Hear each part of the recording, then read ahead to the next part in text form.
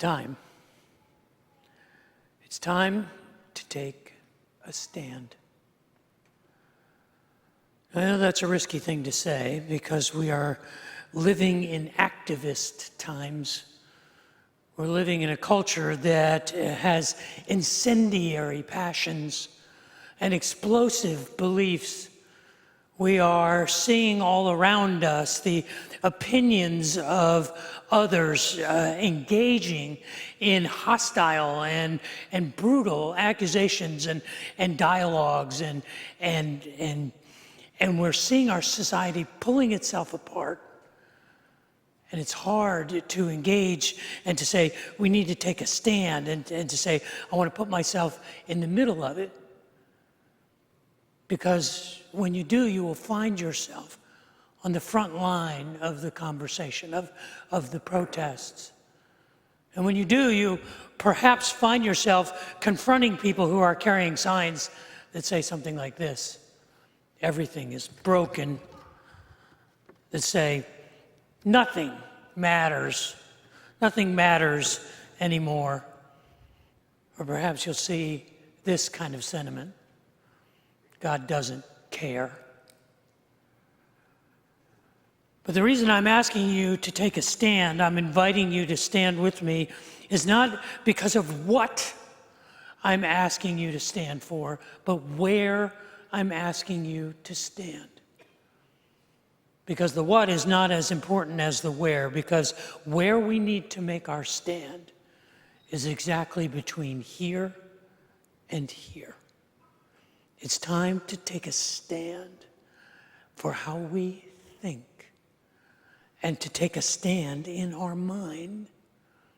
Because I think we are all aware that we are victimized by bullying protests that erupt unannounced in our thoughts. We're all familiar with how we can be thinking one thing and suddenly, all of a sudden, our thoughts are taken over, are interrupted by unwanted, uninvited, unhealthy thoughts. They're the thoughts that bring us anxiety and worry and doubt and fear. They're the voices that say it's not going to get any better. It's only going to get worse. It doesn't matter what you do. It's not going to make a difference. They're the corrosive, destructive thoughts of self-loathing and self-hatred that say, you don't matter. Why do you even bother? Why do you even try? You're such an idiot. How could I be so stupid? How could I think that my life was going to amount to anything? They're those lustful thoughts, those greedy, selfish thoughts that push us right over the edge, and we find ourselves falling into phonely.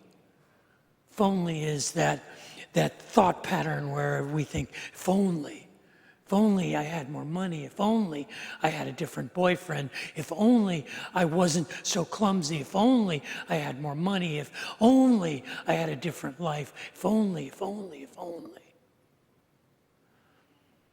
And these interruptions, these intellectual, mental protests march in unannounced, uninvited, and unwelcome.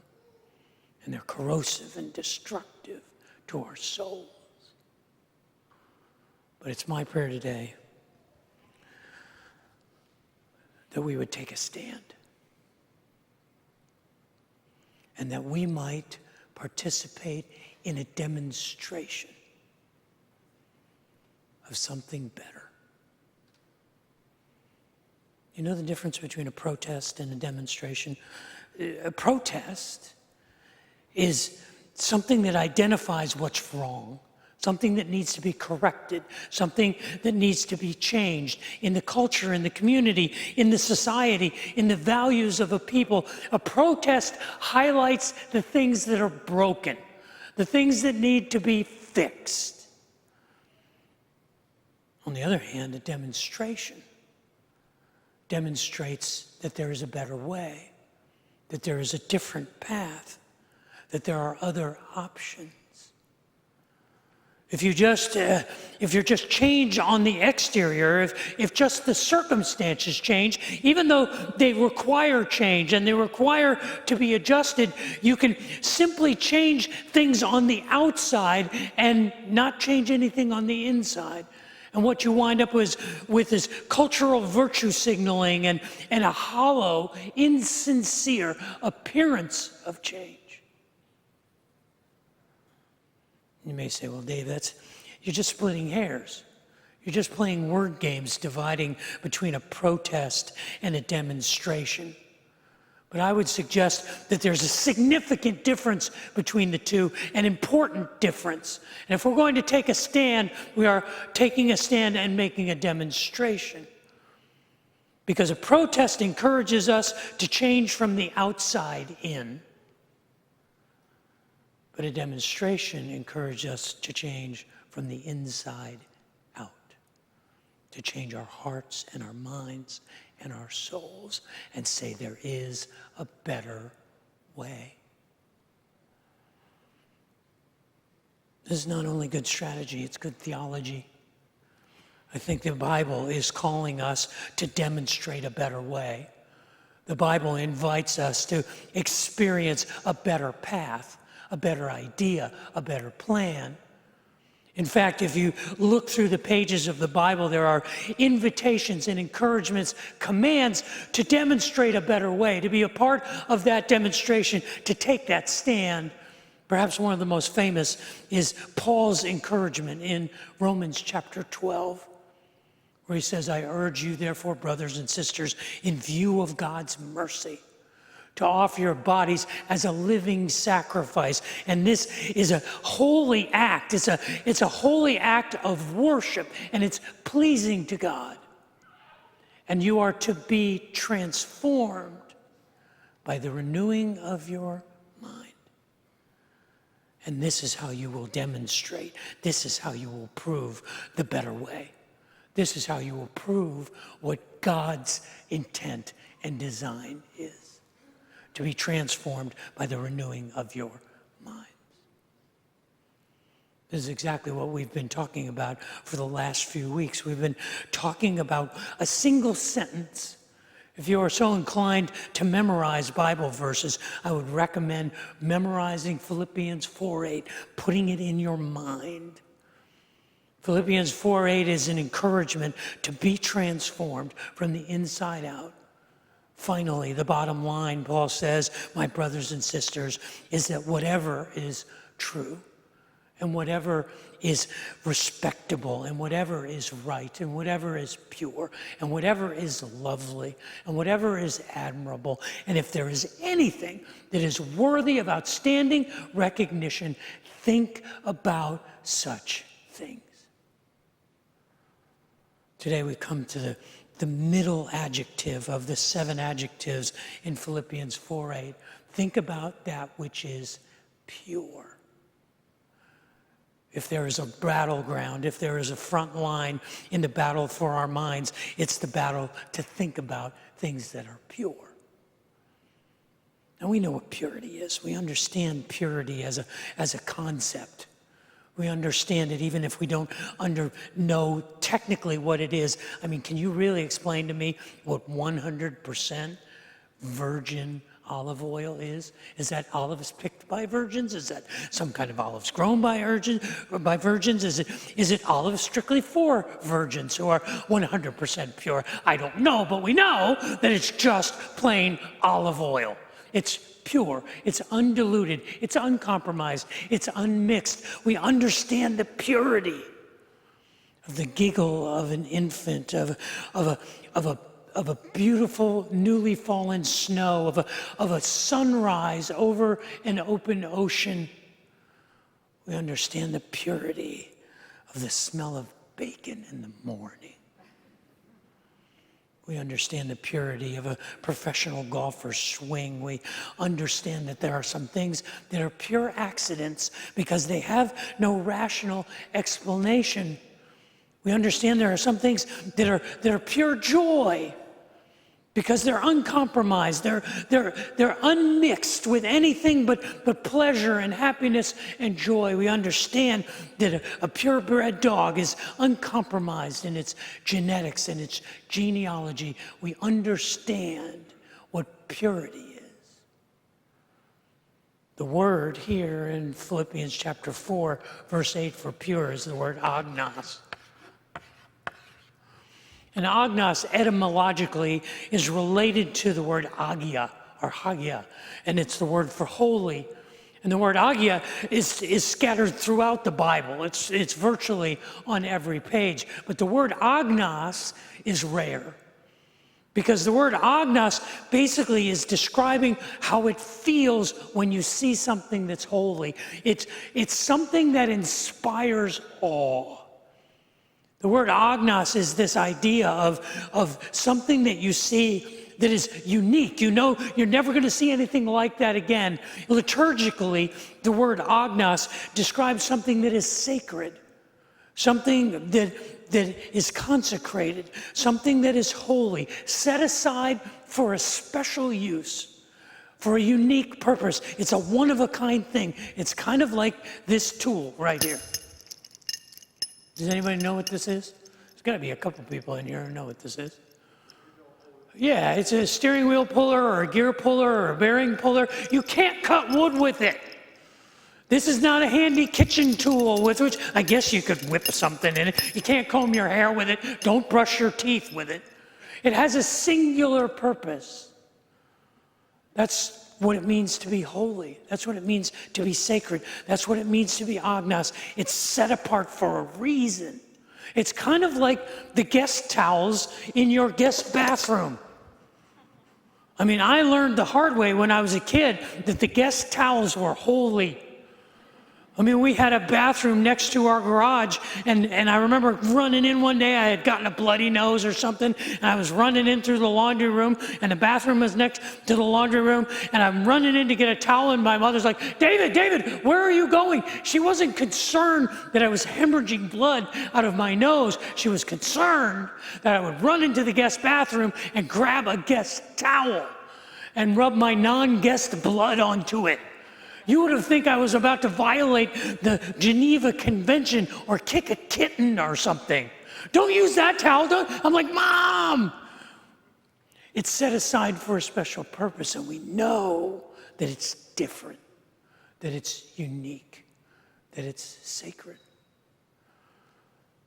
When the march comes in and the protests tell us that you don't matter and your life doesn't amount to anything, we think about that which is pure. We go a different way. Now I know what you're thinking. You're thinking, what is he talking about? I am so confused right now. You lost me at that crazy tool. I mean, agnos, snognos, what is that word? I got to go get a cup of coffee. I know if you're online, you're probably thinking, oh, okay, you're falling asleep on the sofa. This whole thing is just basically white noise while you make breakfast. I can tell through your masks. You're yawning, you're bored, you're like, why do I even bother? Why do I do this? What difference does it make? Nobody listens to me. It's a futile effort. David, why do you even imagine that anybody would listen to an old, funny-looking bald guy? Why do you even think these things? Why do you think you can make a difference? That's how quick it happens. It's like we get onto a freeway, and before we know it, we're traveling down a road we had no intention of being on. So how do we do it? How do we change course? How do we when the protests arise and the criticism and the corrosive thoughts just take over our mind, how do we stand? How do we take a stand? I want to suggest that we have two resources. All of us do. All of us have two very simple resources, and they may sound cliche, but the first resource all of us have is a neurological resource. Does everybody know who the Navy SEALs are? Everybody know Navy SEALs? Familiar? Navy SEALs? Bunch of badass soldiers. We know the Navy SEALs, and what are they famous for? They're famous for the intensity of their training program. It's so intense that even if you want to become a Navy SEAL and go through the training process, their training to be selected to get into the training process is a difficult task. But if you're invited to become a Navy SEAL, you enter into a training program that lasts over a year. One of the early phases is a 24-week phase called Basic Underwater Demolition SEAL Training, or BUDS. In the 24 weeks of BUDS, of the Basic Underwater Demolition SEAL Training, they have 7 weeks that are set aside for rigorous physical conditioning. In the middle of those 7 weeks, there's a week that all of the SEALs identify as the most difficult physical week in their training, and they call it Hell Week. It is a week that is designed to push the trainees right to the edge of death. If they go one more step, it could prove fatal, but they find out exactly where their physical limits are. For an entire week, they're literally pushed right to the edge.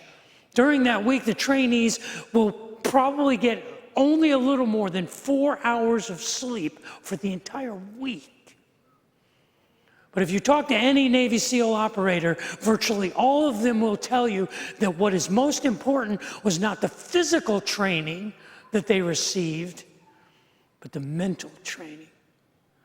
Because even though their bodies were pushed to the limit, it was their mind that was being changed. And if you do a neurological study of a trainee before he enters into SEAL training and after he exits SEAL training, he will literally have a different brain. Because this isn't just good military tactics, this is good science. Because neuroscientists have discovered that our brains have something called neuroplasticity. And neuroplasticity means that we can change our brains by changing our minds. We can use our minds to change our brains. I read a lot about it over the last few weeks, and one of the most helpful books that I read was one of the Massachusetts Institute of Technology's Essential Knowledge series.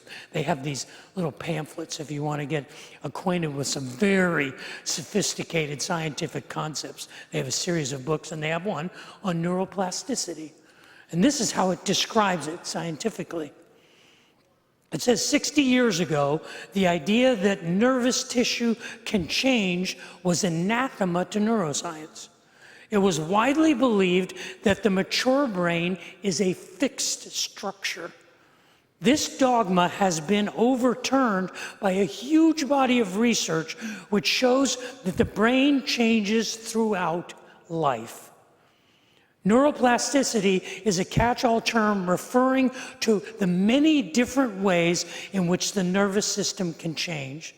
Far from being fixed, the brain is a highly dynamic structure which undergoes significant change not only as it develops, but also throughout the entire lifespan. You can use your mind to change your brain.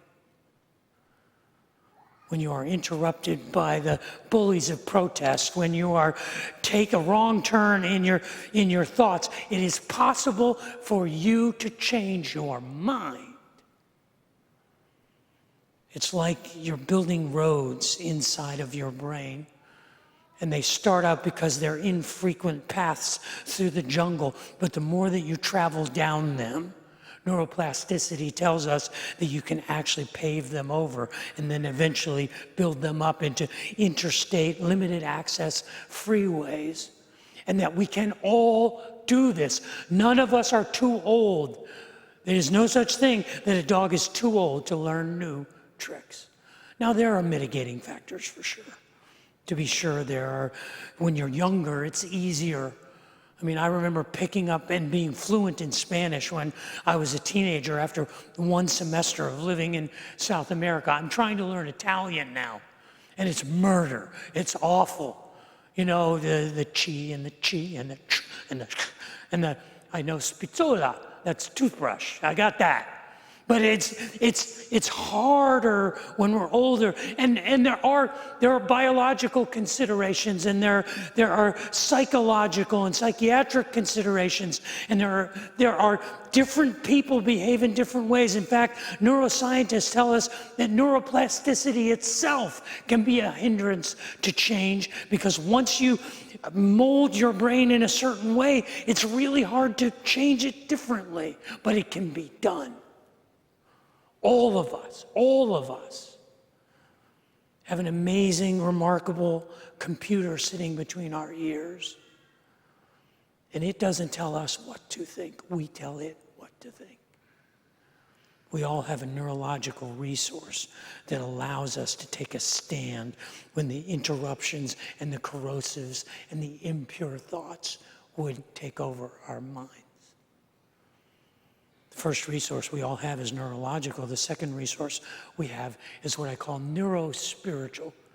I made that word up. It's not really a word.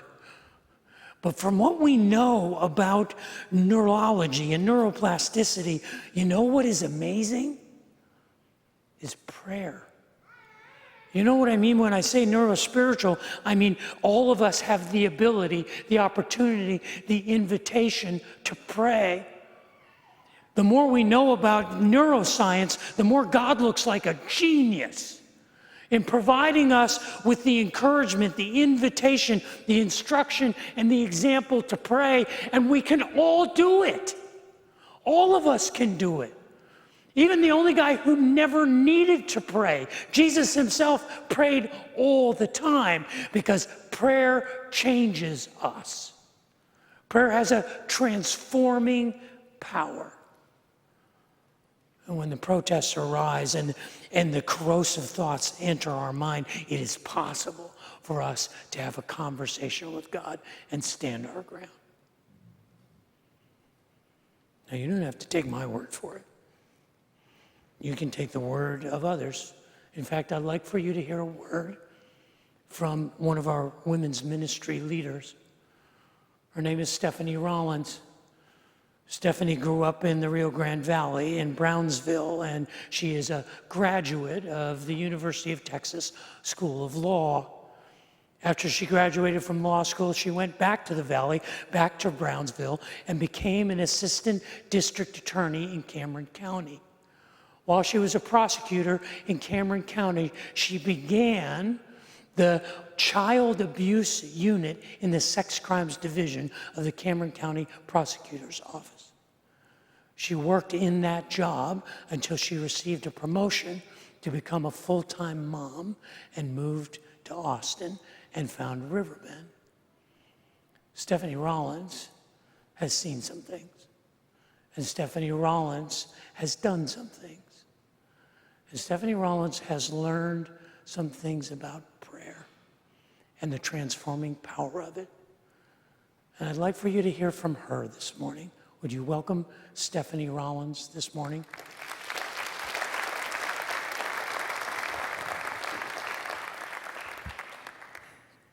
I can think of very few things more intimidating than being introduced like that by Dr. Dave Haney, or by being invited to share his stage.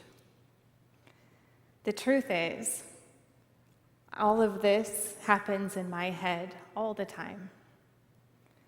In fact, when I did pass the bar exam, I thought they'd made some sort of mistake. I checked my email for months, thinking surely they're going to communicate to me any day now that I'm not qualified to practice law. And my partner and I, when we would go to court, we used to joke that we felt like we were little girls wearing our parents' suits. I never felt qualified to advocate for those kids. The truth is, most of us don't feel qualified to face what we face. When they first handed me my first newborn and they told me I was a parent, I didn't feel qualified for that. Or when I stood in front of my husband Derek and said, "I do," to forever, I didn't feel qualified for that. But what I have learned is that the moments I am in over my head, like right now, It is a time to pull God so close. In 2014, I had 2 kids under the age of 5 and a full-time career, and I felt completely overwhelmed. And my husband really wanted a 3rd baby, and it was not going to happen. I didn't want that. I was spread so thin. I couldn't see how I could have another human to care for. But the reality is I had had 2 kind of traumatic childbirths, and I just really didn't want to go down that road again. Why risk it when you've got 2 healthy kids?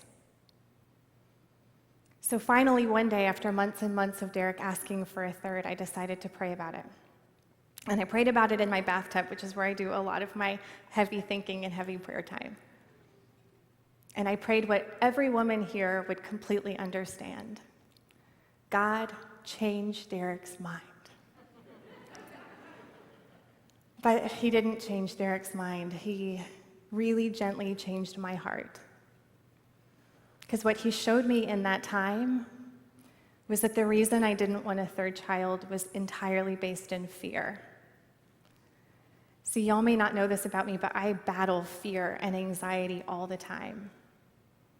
That voice that says I'm not qualified. But God showed me that fear isn't something that comes from him. And so before I could chicken out, I wrapped up in a towel and I tracked wet footprints through our house to tell Derek that it was going to be his decision after all. But that was really just the start of that journey, because then I had to walk it out. Every day being afraid. If you've had a kid, you know it's like you get on a train and you're not going to get off this train. This is going to end only one way, having this kid.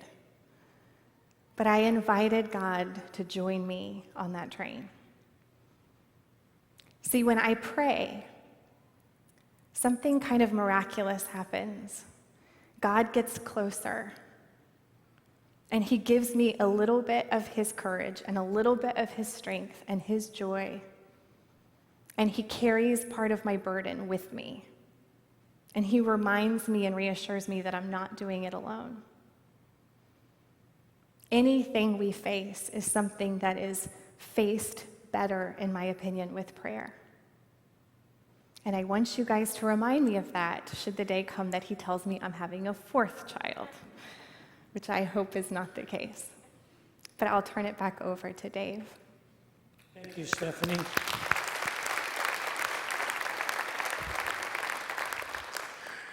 Now, it's possible for you to think right now, of course that works for her. I mean, look at her, she's perfect. She's got it all together. She's doing all these things. And of course, that's her life, but that doesn't work for me. The amazing thing about neurospirituality is that it works for all of us. The truth about prayer is that prayer is available to every one of us. It is part of the human experience, and it always has been. If you flip through the pages of the Bible and you wind up 3,500 years ago, in the days of David and the psalmists, you will see that they had the same conversations with God that we have today. And it's not because they were super saints or super spiritual, but because they were trying to find the ability to change their minds, to change their view, to change their lives. They were seeking God's transforming power in the same way that we are. We all have the same resources. We all have neurospiritual resources, and we all have neurological resources. We can all pray, and we can all think. You see, I think that's what agnos is. I think that's what the word means. I think it means that we have this special privilege. We have this special opportunity. We have this sacred right, this sacramental invitation to do things differently, to demonstrate the difference, and tell people and show people that there is a better way. There is a different way. There is another path. And this is exactly what Philippians chapter 4 invites us into. when it says, think about such things. Whatever is true and whatever is respectable, whatever is right, whatever is pure, whatever is lovely, whatever is admirable. If anything is worthy of outstanding consideration, think about such things.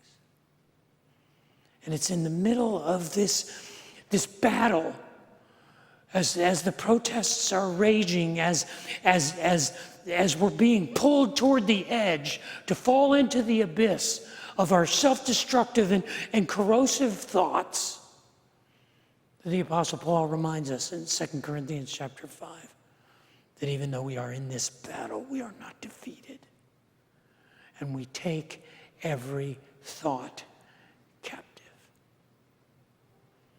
That's good theology. It's almost as good as the theology from that great musical theologian, Julie Andrews, who famously said, when the dog bites, when the bee stings, when I'm feeling sad, I simply remember my favorite things. And then I don't feel so sad. See, it's in your head now, isn't it? That song is stuck in there. Copper kettles and mittens and kittens with mittens and it's how it happens. But when you're tempted to get onto that freeway of corrosive and self-destructive thoughts, when you're interrupted by those thoughts of self-loathing and self-doubt, when the protest comes upon you, don't be unprepared. Bring your own signs. Bring your signs to the protest. Sign that says, the best is yet to come. The sign that says, there is hope. And the sign that says, God's got this. It's time. It's time.